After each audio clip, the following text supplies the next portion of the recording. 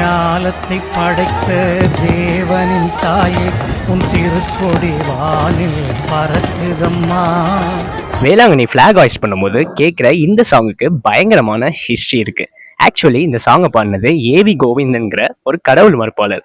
அப்புறம் எப்படி மாதாக்கு பாட்டு பாடினாருங்கிற சுவாரஸ்யமான கதையை பார்க்கலாம். கரெக்டாக 1972-73 காலகட்டத்தில் வேளாங்கண்ணியில் 10 நாள் திருவிழானா 10 நாள் நாடகத்தோட களை கட்டுமா.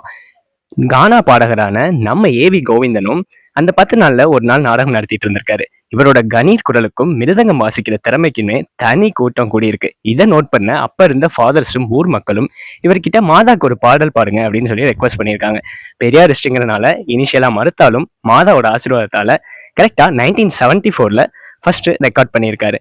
பின்னாடி கண்ணதாசனோடும் எம்எஸ்சியோடும் சேர்ந்து சின்ன சின்ன திருத்தம் பண்ணி 1981 கேசட்ல ரெக்கார்ட் பண்ணி இப்போ நம்ம கேட்டுட்டு இருக்க லேட்டர் வெர்ஷனா வந்து இப்போவும் 40 வருஷம் கழிச்சும் நம்ம ஹார்ட்ல இடம் பிடிச்சிருக்கு.